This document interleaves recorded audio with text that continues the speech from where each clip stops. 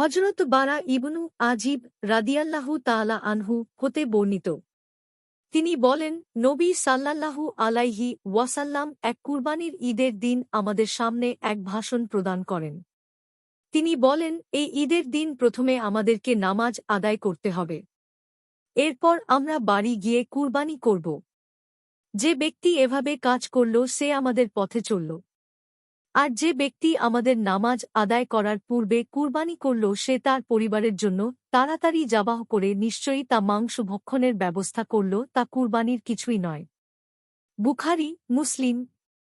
বুখারী ৯৬৮, মুসলিম ১৯৬১, আহমাদ ১৮৬৯৩, সুনানুল কুবরা লিল বাইহাক্কি ১৯০৫৮, শারহু সুন্নাহ ১১১১৪, সহীহ আল জামি ২০১৯, মিশকাতুল মাশাবিহ ১৪৩৫। হাদিসের মান সহীহ।